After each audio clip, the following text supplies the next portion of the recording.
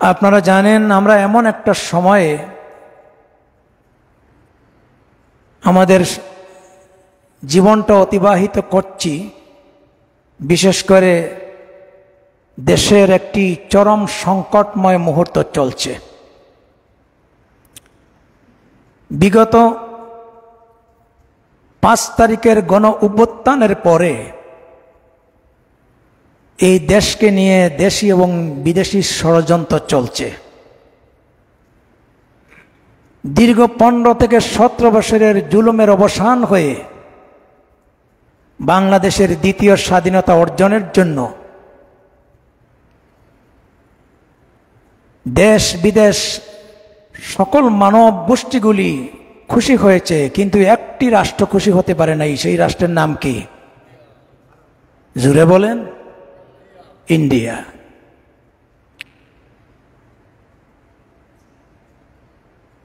পাঁচ তারিখের অভ্যুত্থানের পরেই তারা একটি চক্রান্ত করেছিল সাম্প্রদায়িক দাঙ্গা লাগিয়ে এই দেশকে একটি অস্থিতিশীল পরিবেশ তৈরি করতে। কিন্তু আল্লাহর মেহেরবানি, আমাদের বাংলাদেশের মুসলিম জনতা, আমাদের দেশ একটি সাম্প্রদায়িক সম্প্রীতির উজ্জ্বল দৃষ্টান্ত।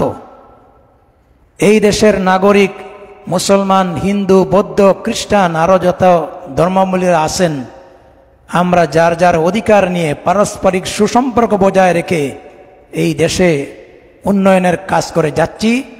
আল্লাহর মেহেরবানিতে সেই ইন্ডিয়া বর্তমান সরকারের এই চক্রান্ত ব্যর্থয়ে পরিণত হয়েছে। সেই চক্রান্তে ব্যর্থতার কারণে তারা কিন্তু বসে থাকে নাই। এই 2-3 দিন যাবৎ তারা চুইস খুলে দিয়ে বন্যায় প্লাবিত করে দিয়েছে, বিশেষ করে ফেনী, ছাগলনাইয়া, লক্ষ্মীপুর, কুমিল্লা, দেবিদ্বার এবং আরো অন্যান্য অঞ্চলগুলি। ইতিহাসের পাতায় বাংলাদেশে এমন ধরনের কোনো বন্যা বাংলাদেশে তো হয় নাই, যেখানে বিশেষ করে ফেনী অঞ্চলে মানুষের ঘর ডুবে গেছে, 2তলা 3তলার ছাদ পর্যন্ত বন্যায় প্লাবিত হয়েছে। অসংখ্য মানুষের বাড়ি ঘর, জমি জামা, ফসল এবং তাদের পালিত হাঁস মুরগ, গরু, ছাগল, ভেড়া সব নষ্ট হয়ে গেছে।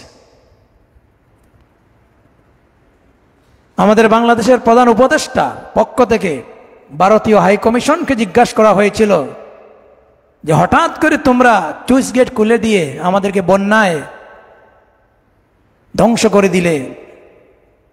এমন একটি উত্তর দিল, যেই উত্তরটা দিয়েছিল বিগত আন্দোলনের সময়ে পলক,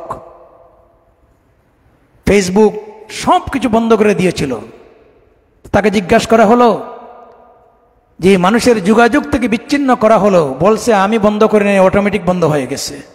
তো সেই পলকের উত্তর শরীরেই আজকে জবাব দিচ্ছে যে আমরা সুইচ গেট খুলে দেই নাই, পানির থ্রুতে অটোমেটিক খুলে গেছে। এই দেশের মানুষ কি এত বোকা? আমরা কি বুঝি না? কিন্তু একটা কথা মনে রাখবেন, এই বাংলাদেশের জননন্দিত আলেমে দিন, বিশ্ববরেণ্য মুফাসসির কোরআন আল্লামা দেলাওয়ার হোসেন সাঈদী রাহিমাহুমুল্লাহ নাওয়ারাল্লাহু মারকাদাহু ওয়া জাআলাল জান্নাতা মাসওয়াহু, জোরে সুরে বলেন আমিন। তিনি বলেছিলেন, ভারত তোমার জনশক্তি বেশি হতে পারে, তোমার অনেক স্টেট হতে পারে, তোমার রণকৌশল বেশি হতে পারে, বাংলাদেশ সেই তুলনায় অনেক ছোট গরিব রাষ্ট্র। কিন্তু একটা জিনিস মনে রাখবা, যে তোমার যত জনবল, যত সামর্থ্য, যত শক্তি আর যা কিছু হয় না কেন, আল্লাহ রাব্বুল আলামিন বাংলাদেশের মানুষের ভিতরে একটা বড় শক্তি দিয়েছেন, একটা পাওয়ার দিয়েছেন। সেই পাওয়ারের নাম হচ্ছে ইসলাম। ঠিক কিনা বলেন? আমাদের সবচেয়ে বড় শক্তি হচ্ছে ঈমান। আওয়াজ দিয়ে বলেন তো, আমাদের সবচেয়ে বড় শক্তির নাম কি?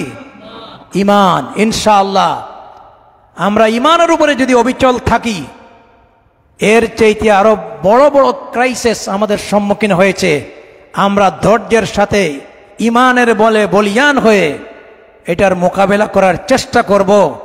যদি আমরা সত্যিকারের ইমানদার হতে পারি, আমাদের ইমানকে যদি আমরা মজবুত বানাতে পারি, নাসরুম মিনাল্লাহি ওয়া ফাতহুন কারীব, আল্লাহর পক্ষ থেকে বিজয় সাহায্য অবশ্যই আসবে, কারণ আল্লাহর সাহায্য কখনো বন্ধ হবে না। ঠিক কিনা বলেন? এই জন্য সম্মানিত হাজরিন কিরাম, আজকে আমি একটি গুরুত্বপূর্ণ বিষয় আপনাদের সামনে উপস্থাপন করার ইচ্ছা নিয়ে এসেছি, গবেষণা করে প্রায় সপ্তাহখানিক। কিন্তু বাংলাদেশের এই ক্রাইসিসে আমার ফেনী এবং চট্টগ্রাম, সিলেটের বিভিন্ন অঞ্চল, ইন্ডিয়ার এই পানি ছাড়ার কারণে মানুষগুলি পানিতে হাবুডুবু খাচ্ছে। ইনশাআল্লাহ সেনাবাহিনী, বিডিআর, আর্মি, আলেম ওলামা, জনসাধারণ, ছাত্র নেতৃবৃন্দ ঝাঁপিয়ে পড়েছে সাহায্যের জন্য।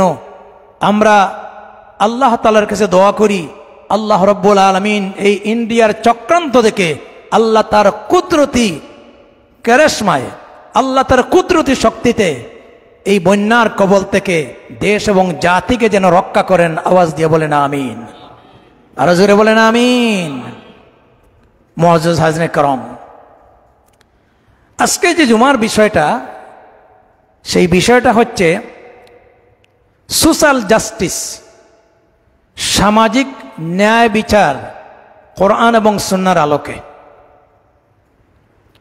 এই প্রসঙ্গে আমি পবিত্র কোরআনুল কারীমের সূরা আন-নহলের 90 নম্বর আয়াতের কিছু অংশ তেলাওয়াত করেছি।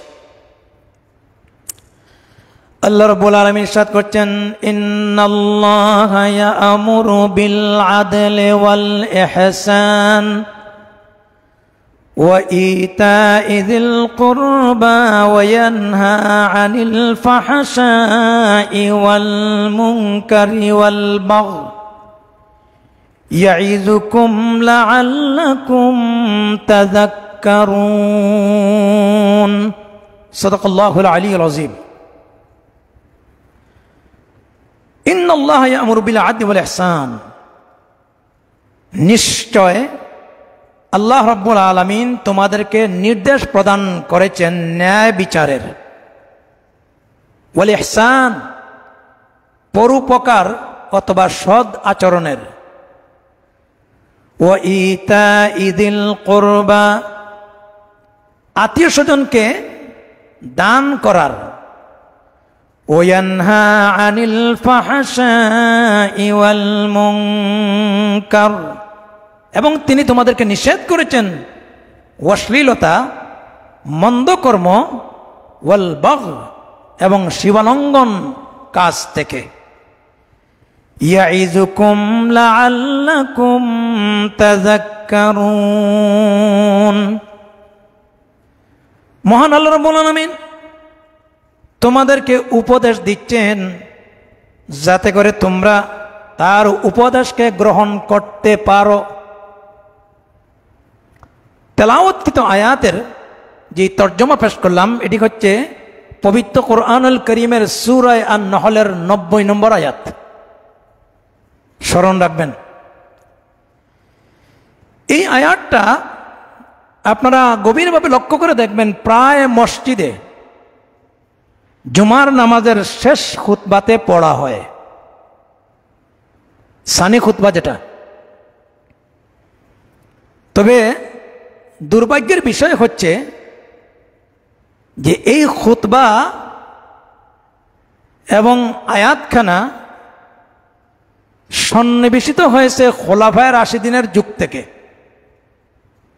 এবং আজ পর্যন্ত দুনিয়ার সকল মসজিদে সমসাময়িক খুতবার সাথে এই আয়াতটাকে কিন্তু ধরে রাখা হয়েছে।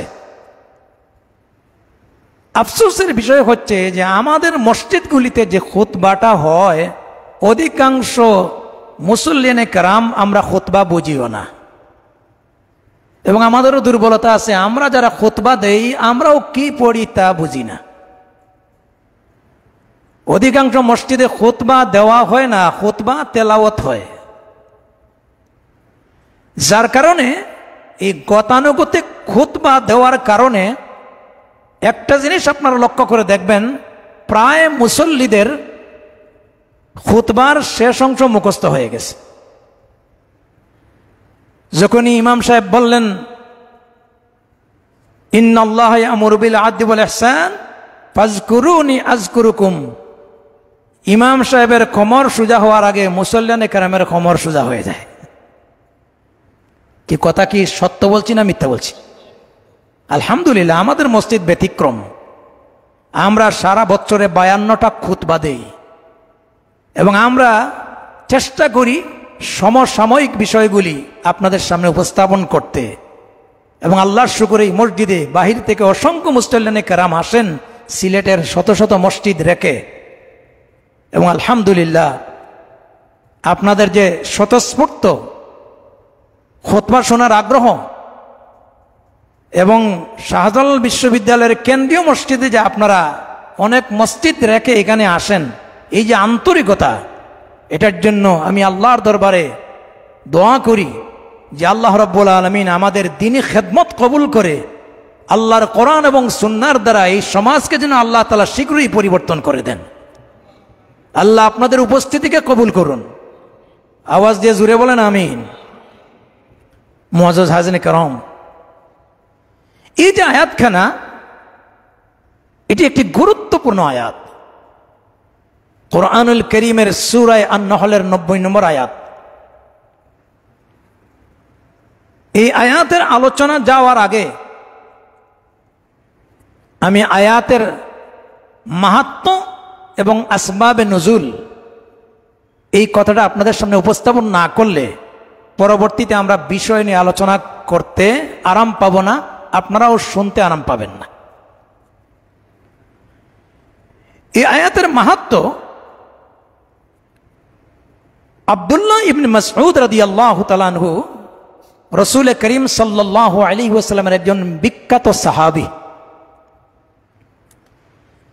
যার প্রসঙ্গে হাদিসের মধ্যে তার পরিচয় হয়েছে সাহিবুন নালাইন।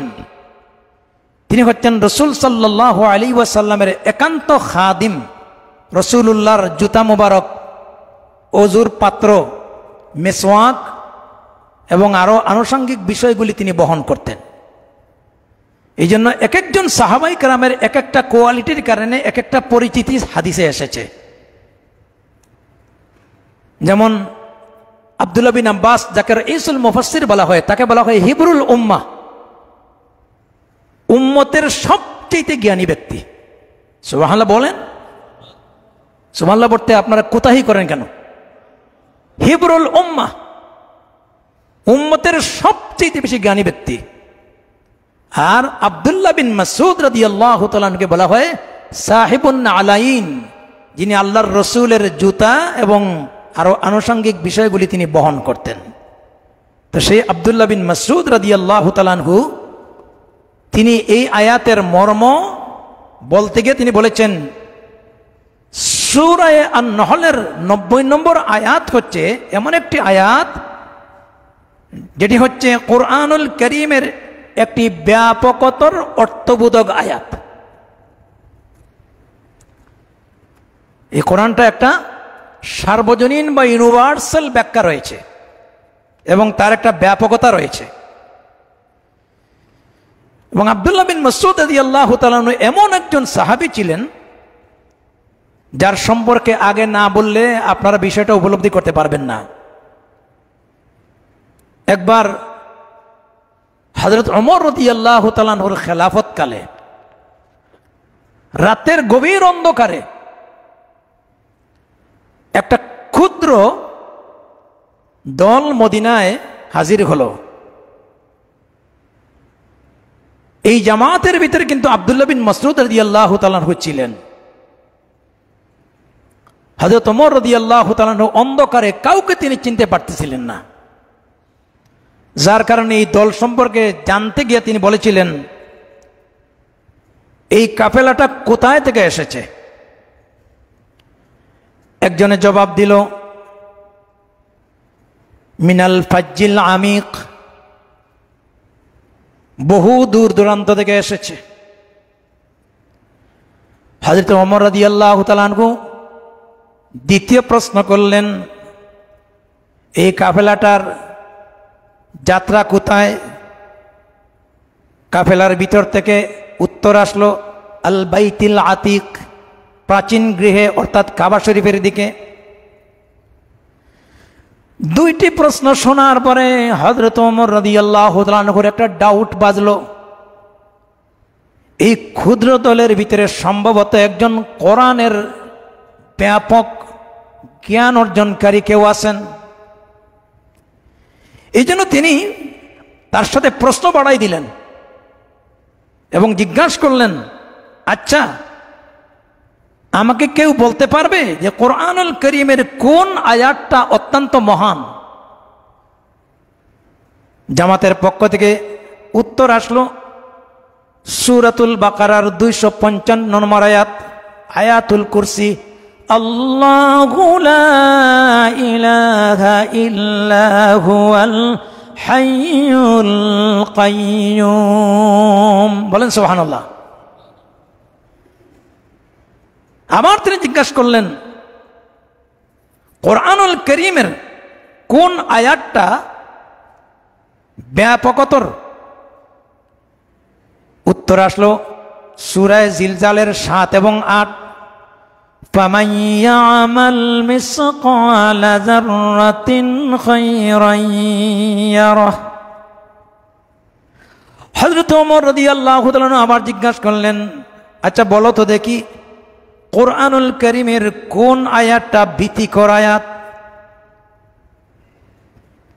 জবাবে তেলাওয়াত করলেন সূরা নিসার 123 নম্বর আয়াত, লাইসা বিআমানিকুম ওয়ালা আমানি আহলাল কিতাবা মান ইয়ামাল সুআন ওয়ালা ইয়াজিদ লাহু মিন দুনিল্লাহি ওয়ালিয়্যান ওয়ালা নাসীরা। সুবহানাল্লাহ। আবার তিনি প্রশ্ন করলেন, আচ্ছা আমি এবার জানতে চাই কোরআনের কোন আয়াতটা অত্যন্ত প্রজ্ঞা এবং অর্থবহ, যে আয়াতের ভিতরে রয়েছে ব্যাপকতর? তিনি এবার তিলাওয়াত করলেন সূরা নাহলের 90 নম্বর আয়াত, ইন্নাল্লাহা ইয়া'মুরু বিল আদলি ওয়াল ইহসান ইলা আখিরিল আয়াত।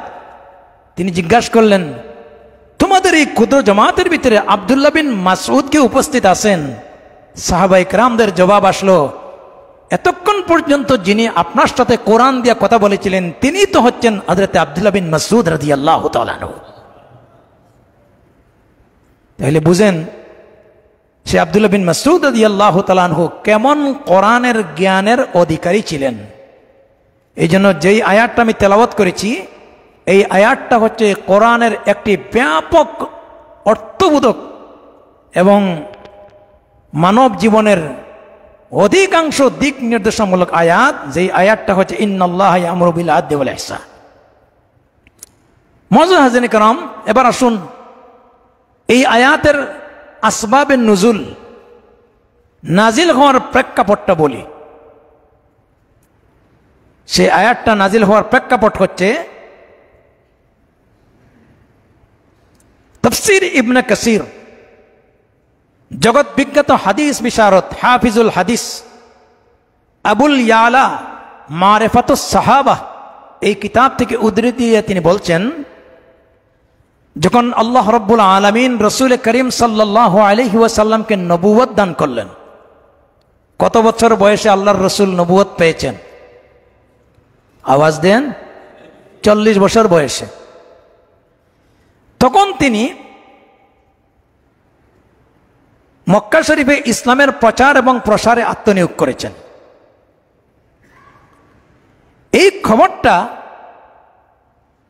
পৌত্তলিক গোত্রের ভিতরে যখন গেল, বনু তামিম গোত্রের একজন নেতা ছিলেন যার নাম ছিল আকসাম ইবনে সাইফি, অত্যন্ত বিচক্ষণ জ্ঞানী মানুষ, যদিও তারা মুশরিক, কিন্তু তারা আরবি ভাষা এবং কোরআনের আয়াত তারা বুঝে। আকসাম ইবনে সাইফি তার গোত্রের সাথে আলোচনা করলো যে নতুন একজন পয়গম্বরের আবির্ভাব হয়েছেন, ইসলাম এবং প্রচার এবং প্রসারের তিনি দাওয়াত দিচ্ছেন। আমার মন চায় ওনার সান্নিধ্যে ওনার সম্পর্কে একটু জানার দরকার, বুঝার দরকার। গোত্রের লোকেরা বলল, আপনি আমাদের দলপতি, এইভাবে আপনার পক্ষ থেকে যাওয়া ঠিক হবে না। আপনি যদি গোত্রের নেতা হইয়া মুহাম্মদ সাল্লাল্লাহু আলাইহি ওয়াসাল্লামের কাছে যান, তাহলে এর বিপরীত পরিস্থিতি আমাদের সমাজের ভিতরে তৈরি হবে। সুতরাং এই লোকটাকে জানতে এবং বুঝতে আপনার পক্ষ থেকে 2 জন ব্যক্তি পাঠানো যেতে পারে। আকসাম ইবনে সাইফি তাদের পক্ষ থেকে 2 জন বিচক্ষণ লোক প্রেরণ করলেন আর বললেন, এই লোকটাকে তোমরা 2টা প্রশ্ন করবে, তার উত্তরটা কি সেটা আমার কাছে নিয়ে আসবে। কথাগুলি বুঝতেছেন তো? আকসাম ইবনে সাইফির পক্ষ থেকে 2 জন বিচক্ষণ লোক যখন মক্কায় নবী করিম সাল্লাল্লাহু আলাইহি ওয়াসাল্লামের দরবারে আসলো, আল্লাহর নবীর কাছে নিজের আইডেন্টিটি, নিজের পরিচয় পেশ করে বলল, আমরা আপনাকে 2টা প্রশ্ন করতে চাই, 2টা জিনিস জানতে চাই। 1 নম্বর প্রশ্ন হলো, মান আনতা ওয়ামান আনতা। মান আনতা ওয়ামা আনতা, আপনি কে আর আপনাকে কি জন্য প্রেরণ করা হয়েছে? প্রশ্ন 2টা। আল্লাহর নবী, বিশ্ব নবী রাসূল করিম সাল্লাল্লাহু আলাইহি ওয়াসাল্লাম 2টা প্রশ্নের জবাবে তিনি প্রথম উত্তর দিলেন, আনা আব্দুল্লাহ মুহাম্মদ ইবনে আব্দুল্লাহ, আব্দুল্লাহ ইবনে মুহাম্মদ, মুহাম্মদ ইবনে আব্দুল্লাহ, আমি আব্দুল্লাহর পুত্র মুহাম্মদ সাল্লাল্লাহু আলাইহি ওয়াসাল্লাম। আর 2 নম্বর প্রশ্ন হচ্ছে, আবদুহু ওয়া রাসূলুহু, আমি আল্লাহর বান্দা এবং তার প্রেরিত পয়গম্বর। সুবহানাল্লাহ বলেন। প্রথম উত্তর দিলেন মুহাম্মদ ইবনে আব্দুল্লাহ, আমি আব্দুল্লাহর ছেলে মুহাম্মদ সাল্লাল্লাহু আলাইহি ওয়াসাল্লাম। আর আমাকে কি জন্য প্রেরণ করা হয়েছে? আমার যে উদ্দেশ্যে প্রেরণ করা হয়েছে, আমার সেই উদ্দেশ্য হলো আবদুহু ওয়া রাসূলুহু, আমি আল্লাহর পক্ষ থেকে তার বান্দা এবং প্রেরিত রাসূল। সুবহানাল্লাহ। এরপরে তিনি কোরআনুল কারীমের সূরা নহলের 90 নম্বর আয়াত তিলাওয়াত করলেন, ইন্নাল্লাহা ইয়া'মুরু বিল আদলি ওয়াল ইহসান ওয়া ইতা'i যিল কুরবা ওয়া ইয়ানহা আনিল ফাহশাই ওয়াল মুনকার। নবী করিম সাল্লাল্লাহু আলাইহি ওয়াসাল্লামের জবান থেকে কোরআনুল কারীমের এই আয়াত তেলাওয়াতের সঙ্গে সঙ্গে 2 জন ব্যক্তি বলল, ইয়া রাসূলুল্লাহ, মেহেরবানি করে এই আয়াতটা আরেকবার পড়েন। তিনি আবার তেলাওয়াত করলেন, আবার বললেন আরেকবার পড়েন। তিনি আবার তেলাওয়াত করলেন, বারবার তেলাওয়াত করলেন। তারা বলতে লাগলো, যাতে করে আপনার জবান থেকে এই কোরআনের আয়াতটা আমরা মুখস্থ করে নিয়ে আমাদের গোত্রের ভিতরে পৌঁছিয়ে দিতে পারি। সুবহানাল্লাহ। 2 জন প্রতিনিধি বনি তামিম গোত্রের সর্দার আকসাম ইবনে সাইফির কাছে যখন তারা রাসূল সাল্লাল্লাহু আলাইহি ওয়াসাল্লামের 2টা প্রশ্নের উত্তর তারা জানিয়ে দিল, আল্লাহ পাকের কোরআনের আয়াত শুনিয়ে দিল, আকসাম ইবনে সাইফি তৎক্ষণাৎ বলে উঠল, আমার তো মনে হয় ইনি কোনো সাধারণ ব্যক্তি নন, তিনি হচ্ছেন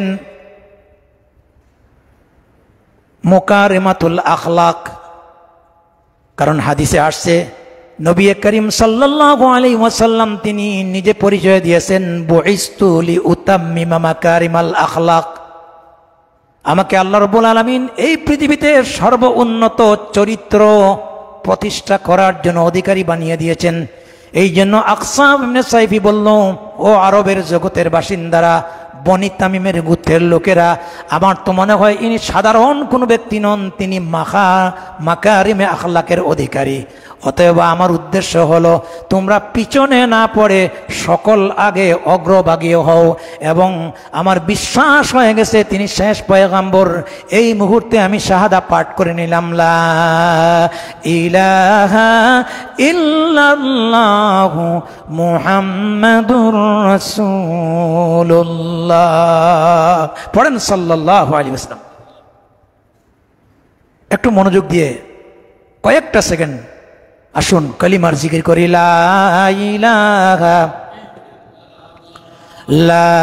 ইলাহা ইল্লাল্লাহ সুবহানাল্লাহ আলহামদুলিল্লাহ লা ইলাহা ইল্লাল্লাহ লা ইলাহা ইল্লাল্লাহ মুহাম্মাদুর রাসূলুল্লাহ সাল্লাল্লাহু আলাইহি ওয়াসাল্লাম।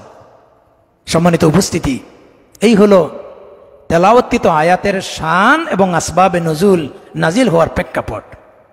এই আয়াতটা এত ব্যাপকতর কেন? এটার ভিতরে এত ইউনিভার্সাল মানব জাতির জন্য কি ঘোষণা রয়েছে? মুফাসসিরিনে কেরাম বলেছেন, এটি হচ্ছে সমস্ত কোরআন করিমের সার নির্যাস। কোরআন শরীফ কয় পারা? 30 পারা এবং 114টা সূরা এবং 6664 আয়াত, কমই বেশি। গোটা কোরআন করিমে আল্লাহ রাব্বুল আলামিন সকল বিধি বিধানকে সন্নিবেশিত করে তার নির্যাস প্রকাশ করেছেন এই আয়াতের ভিতরে। সুবহানাল্লাহ জুড়ে বলেন। এটা আমরা প্রায় খুতবায়, সানি খুতবায় শুনি, কিন্তু আমরা বুঝি না, চিন্তা করি না। এর ভিতরে আছে 3টা বিষয় করণীয়, 3টা বিষয় বর্জনীয়। আল্লাহ তাআলা এখানে 3টা আদেশ দিয়েছেন। কয়টা আদেশ? নিষেধ করেছেন কয়টা? আমি আজকের এই আয়াতটাকে লক্ষ্য করে আমার আজকের আলোচ্য বিষয় হচ্ছে সোশ্যাল জাস্টিস, সামাজিক ন্যায় বিচার প্রতিষ্ঠায় কোরআন এবং সুন্নাহর দৃষ্টিভঙ্গি। এবং বর্তমান এমন একটা পরিস্থিতি আমরা সময় ব্যয় করছি যে আজ আমরা ন্যায় বিচার থেকে বঞ্চিত। স্বাধীনতার প্রায় 50 বছরের মতো হয়ে গেল, আজও সোশ্যাল জাস্টিস প্রতিষ্ঠা হলো না। এবং অতীতে যারা দেখেছি, ভবিষ্যতে কারা আসবেন, সবাই আসলেই সমাজের অন্যায় দূরীকরণ, দুর্নীতিমুক্ত সমাজ, শান্তিপ্রিয় সমাজ, ন্যায় এবং ইনসাফ ভিত্তিক সমাজ কায়েম করার শপথ দেখান। কিন্তু এই শপথগুলি তাদের মুখেই থাকে। আজ পর্যন্ত আমরা ন্যায় বিচার পাই নাই। আমরা যুগে যুগে ন্যায় বিচার থেকে বঞ্চিত।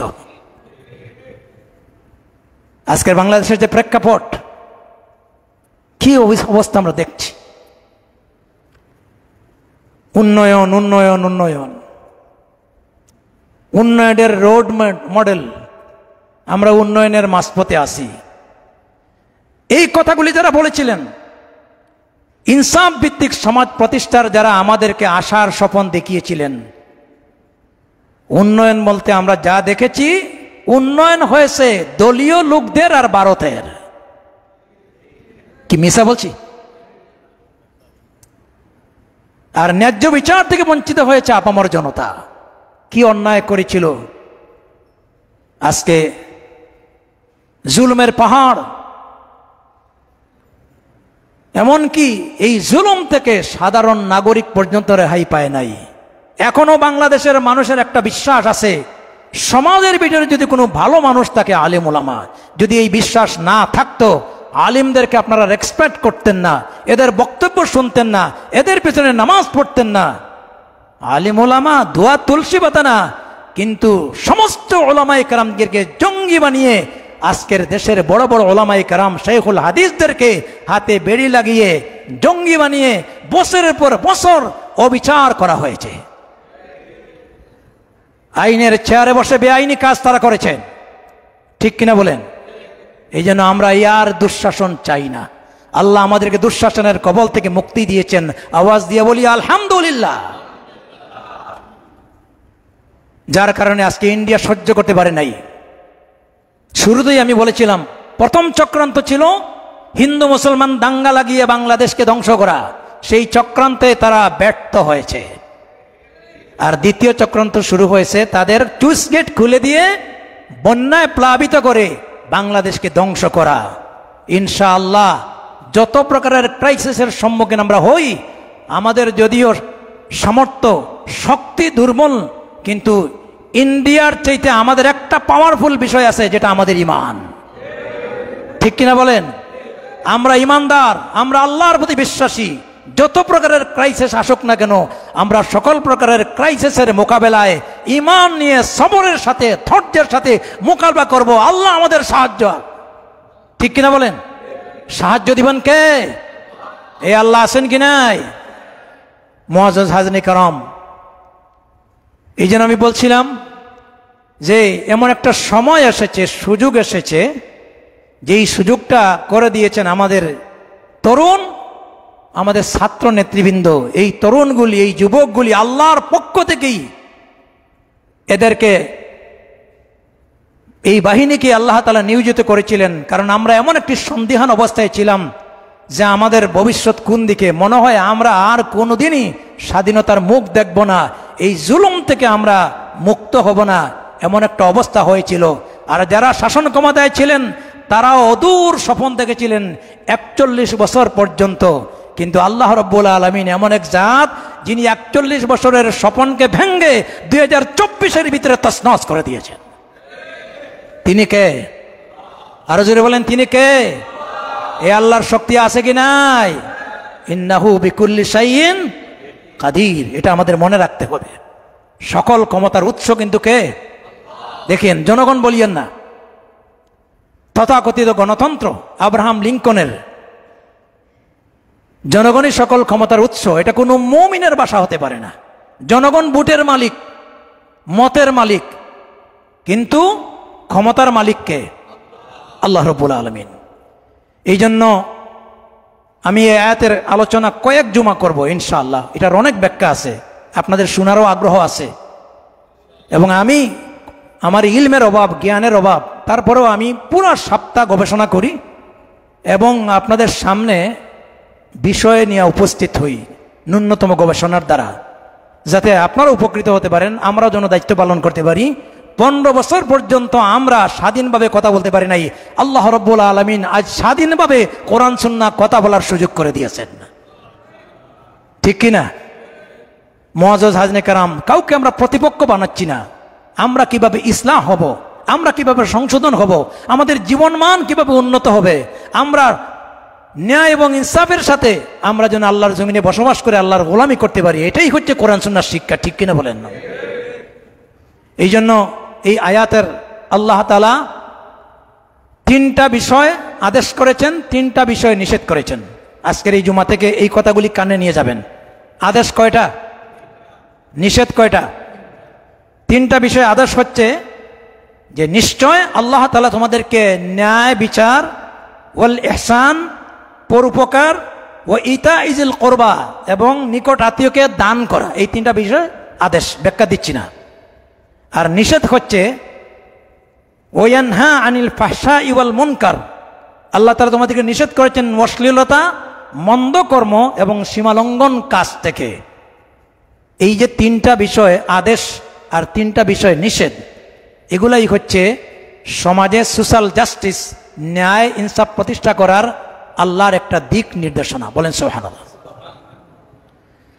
রাইসুল মুফাসসির হযরত আব্দুল্লাহ ইবনে আব্বাস রাদিয়াল্লাহু তাআলা আনহু এই আয়াতের ব্যাখ্যায় তাফসীরে আব্বাসী তিনি সেখানে লিখেছেন, যদি দুনিয়ার কোনো মানুষ, দুনিয়ার কোনো মুমিন যদি তার ব্যক্তি, পরিবার, সমাজ এবং রাজনৈতিক জীবনের সকল ক্ষেত্রে এই 3টা আদেশকে, আল্লাহর এই আদেশগুলিকে যদি মান্য করে, 3টা বিষয়কে বর্জন করে, আল্লাহ রব্বুল আলামিন সমাজটাকে জান্নাতি সমাজ বানায়া দিবেন।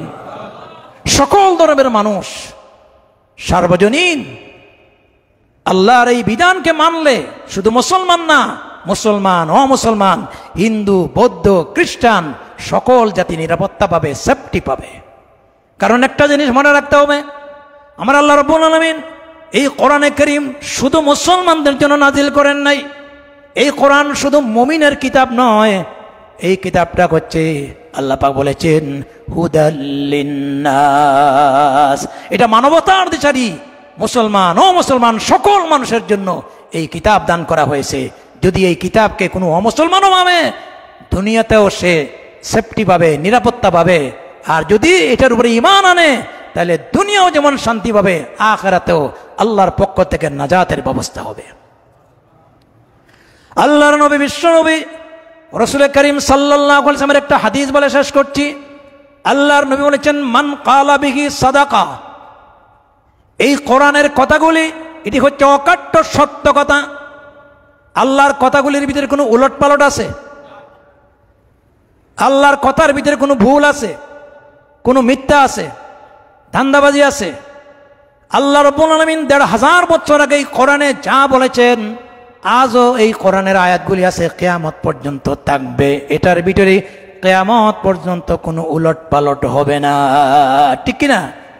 কেন আল্লাহ রাব্বুল আলামিন বলছেন আফালা ইয়াতাদাব্বারুনাল কুরআনা ওয়ালাউ কানা মিন ইনদি গায়রিল্লাহি লাওয়াজাদু ফীহি ইখতিলাফান কাসীরা। ও মুসলমানেরা, কেন তোমরা কোরআন গবেষণা করো না? কে বলছেন? এবং কোরআন গবেষণা করো, দেখো এটা আল্লাহ পাকের অথেন্টিক কিতাব। কারণ যদি কোরআন আল্লাহ ছাড়া কোনো গায়রুল্লাহ, কোনো মানব রচিত গ্রন্থ হতো তাহলে কোরআনের কথার ভিতরে বৈপরীত্য, উলট পালট পাওয়া যেত। কিন্তু আলহামদুলিল্লাহ ১৫০০ বছর আগে যে কথা বলেছে আজও কোরআন তার বাস্তবতা ধরে রেখেছে এবং কিয়ামত পর্যন্ত রাখবে, ঠিক কিনা? এই জন্য মান কালা বিহি সাদাকা ওমান আমিলা বিহি উজিরা, হাদিসটা বলেই শেষ করছি। আল্লাহ রাসূল বলেছেন এই কোরআনের কথাগুলি যদি কেউ আমল করে নিশ্চয় তার বিনিময় পাবে। সুবহানাল্লাহ বলেন না? আল্লাহর নবী বলেছেন ওয়ামান হাকামা বিহি আদালা, এই কোরআন দিয়ে যদি কেউ ন্যায্য বিচার করে, কি দিয়া? কোরআন দিয়ে যদি ন্যায্য বিচার করে সোশ্যাল জাস্টিস কায়েম হবে, ন্যায় বিচার কায়েম হবে। কারণ কোরআনের বিচারের ভিতরে কোনো প্রকারের পক্ষপাতিত্ব নাই। ওয়ামান দাআ ইলাইহি হুদিয়া ইলা সিরাতিম মুস্তাকিম। আর এই কোরআন এমন এক কিতাব যেটা কোরআন দিয়ে যদি কাউকে মানুষকে ডাকে, আহ্বান করে, সে সঠিক পথে আহ্বান করবে, সিরাতে মুস্তাকিমের পথে আহ্বান করবে। বলেন সুবহানাল্লাহ। যেই পথের জন্য প্রত্যেক ওয়াক্ত নামাজের ভিতরে সূরাতুল ফাতিহাতে আমরা দরখাস্ত করি ইহদিনাস সিরাতাল মুস্তাকিম। অতএব কোরআনের পথই হচ্ছে সিরাতে মুস্তাকিমের পথ। এই জন্য আসুন সমাজে ন্যায় এবং ইনসাফ প্রতিষ্ঠার জন্য আল্লাহ পাকের কোরআনের সূরা নহলের ৯০ নম্বর আয়াতে যেই ৩টা আদেশ করেছেন, ৩টা নিষেধ করেছেন, এই আদেশ এবং নিষেধগুলি মেনে চলার চেষ্টা করি। সবাই বলি আমিন। আলোচনা তো অনেক বাকি রয়ে গেছে, আশা করছি আমি আগামী আরো কয়েক জুমা এই আয়াতকেই সামনে রেখে আলোচনা করব ইনশাআল্লাহ। আপনারা প্রতি জুমায় আগে আগে আসতে পারবেন তো? আল্লাহ যেন তৌফিক দেয়। একটা কথা, একটা মিনিট, একটা কথা বলতে হচ্ছে। আমরা ফেনী, দাগনভূঞা, এরপরে কুমিল্লা, দেবিদ্বার, এরপরে আরো বিভিন্ন অঞ্চল, ইন্ডিয়ার এই পানি ছেড়ে দেওয়ার কারণে মানুষ অসহায় অবস্থায় আছে এবং বন্যার কারণে বাড়িঘর তলিয়ে গেছে, বিপুল সংখ্যক ক্ষতি হয়েছে। তো এই যে ক্রাইসিস, এই ক্রাইসিসের জন্য আমাদের একটা দায়িত্ব আছে। দায়িত্বটা হচ্ছে আলহামদুলিল্লাহ দেশের বর্তমান সরকার এবং তার বাহিনীগুলি নিরাপত্তা এবং উদ্ধারের জন্য তারা ঝাঁপিয়ে পড়েছেন। আলিম ওলামা সর্বস্তরের জনসাধারণের পক্ষ থেকে সাহায্যের হাত বাড়িয়েছে। আপনাদের প্রতি আমার উদাত্ত আহ্বান, খায়রুন নাস মান ইয়ানফাউন নাস, আল্লাহর কাছে সেই লোকটা সবচেয়ে ভালো যে মানুষের সেবা দেয়, অসহায় মানুষের পাশে দাঁড়ায়। আমরা অনুরোধ করব এবং আপনাদের অনুরোধে আবার আমরা এখানে লাইভ এই জুমার আলোচনা করছি, দেশে বিদেশে যাচ্ছে। কারণ আজকের জুমার আলোচনা মক্কা, মদিনা, জাতীয় মসজিদ, বাইতুল মুকাররম সহ সব উলামা ইকরামের আলোচনা এখন পৃথিবীতে যায়। তো আমি আপনাদেরকে অনুরোধ করছি, দেশে এবং বিদেশে যারা আছেন, আপনারা বর্তমানে এই ক্রাইসিসে অসহায় মানুষের পাশে দাঁড়ান। আমাদের সম্মানিত শিক্ষক মণ্ডলী, সম্মানিত কর্মকর্তা বৃন্দ, আমাদের প্রাণ প্রিয় চাকুরিজীবী কর্মচারী ভাই এবং বোনেরা, আপনারা একটু চিন্তা করেন যে একটা দিনের বেতন দিয়ে আমরা কি তাদের সাহায্যে দাঁড়াতে পারি? একটু চিন্তা ফিকির করেন। ছাত্র নেতৃবৃন্দ যারা আছেন আলহামদুলিল্লাহ তারাও ঝাঁপিয়ে পড়েছেন। উপদেষ্টা মণ্ডলী যারা আছেন তারা বলেছেন আমরা আমাদের এই মাসের বেতনটা আমরা দিয়ে দিব। আপামর জনসাধারণ সবাই সম্মিলিতভাবে যদি আমরা এই অসহায় মানুষের পাশে দাঁড়াই, ইনশাআল্লাহ আমরা তাদের সামনে গেলে তাদের মনোবল শক্ত হবে, আল্লাহর সাহায্য আসবে এবং সকল প্রকারের এই দুরবস্থা থেকে মোকাবেলায় কাটিয়ে উঠতে পারবো। আল্লাহ যেন আমাদের তৌফিক দান করেন। আওয়াজ দিয়ে সবাই বলি আমিন। এই দৃষ্টিভঙ্গি আপনাদের সামনে পেশ করে আমি আমার আলোচনা এখানেই শেষ করে নিচ্ছি। ও আখিরু দাওয়ানা আনিল হামদুলিল্লাহি রাব্বিল আলামিন। আসসালামু আলাইকুম ওয়া রাহমাতুল্লাহি ওয়া বারাকাতুহু।